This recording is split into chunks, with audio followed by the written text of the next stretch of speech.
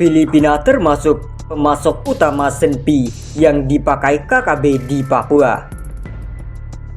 Melansir dari kompas.com, pengamat kepolisian dari Universitas Bhayangkara, Jakarta, Hermawan Sulistyo, mengatakan Filipina adalah salah satu pemasok utama senjata api yang digunakan oleh KKB di Papua. Sebagaimana diberitakan BBC News Indonesia, dia menjelaskan pusat peredaran senjata itu berada di Filipina bagian selatan, basis pemberontakan kelompok komunis dan juga organisasi separatis Islam seperti Front Pembebasan Nasional Moro. Mereka menjual senjata-senjata ilegal untuk mendanai operasi militer mereka sendiri dan kan biaya besar, walau sebenarnya amunisi itu tidak kenai ideologi, agama, dan kebangsaan, kenalnya hanya duit, kata Hermawan. Senjata-senjata tersebut kemudian diselundupkan melalui jalur laut tradisional yang umumnya melewati Pulau Miangas dan puluhan pulau kecil lain di sekitar untuk selanjutnya dibawa masuk ke daratan Sulawesi hingga Papua. Selain Filipina, pasokan senjata ilegal Papua juga berasal dari Papua Nugini. Senjata itu bisa masuk melalui jalur-jalur darat yang menyebar dari perbatasan di wilayah Jayapura hingga Merauke. Senjata itu diselundupkan dari Papua Nugini dan dari Australia lewat Papua Nugini. Senjata masuk melalui pintu resmi hingga jalur tikus perbatasan darat yang walau banyak pasukan bersenjata tapi tidak ketat, jelas dia. Sumber ketiga adalah melalui hasil perampasan usai tembak-menembak atau kelompok bersenjata Papua dengan aparat keamanan. Bahkan Hermawan mengatakan senjata yang dipegang KKB di Papua juga ada yang bisa berasal dari jual beli dengan oknum-oknum TNI Polri sendiri.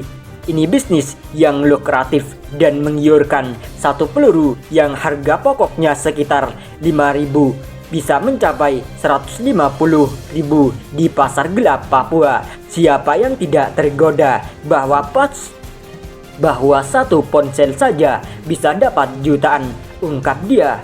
Sementara itu, Ketua Harian Kompolnas Benny Mamoto mengatakan pihaknya Filipina bagian selatan adalah salah satu sumber senjata api ilegal yang masuk ke Indonesia.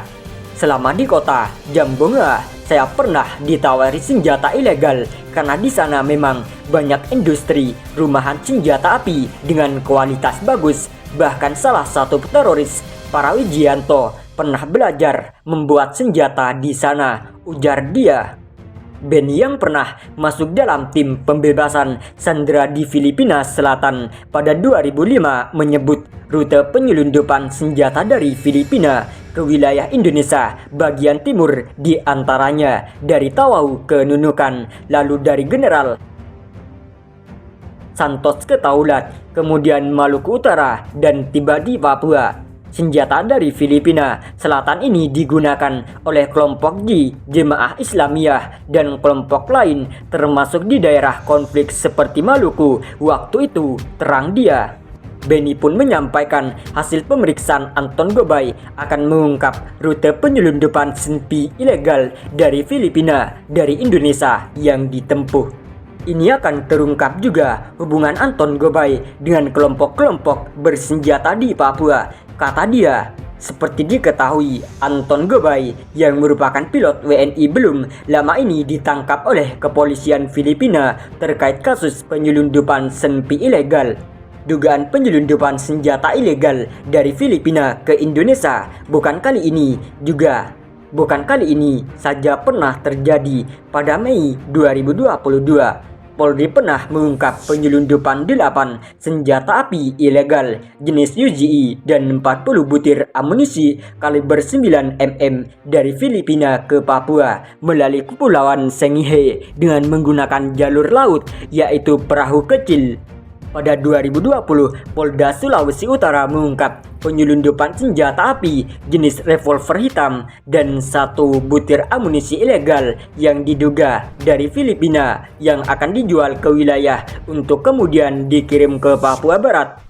Pada tahun yang sama, di Manokwari, Polda Papua Barat membongkar perdagangan 6 pucuk senjata api dan 43 butir peluru ilegal dari Filipina. Selain ke wilayah Papua, senjata api ilegal dari Filipina juga digunakan kelompok terorisme di Indonesia.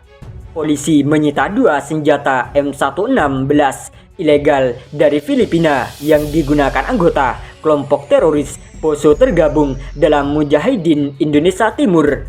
Kemudian terkait kelompok teror Bahrun Naim, polisi menyita 9 pucuk senjata api ilegal dari Filipina. Lalu Ahmad Halil alias Hasan, pelaku teror yang melupakan pelemparan bom di Makassar, juga diduga mendapatkan senjata dari Filipina.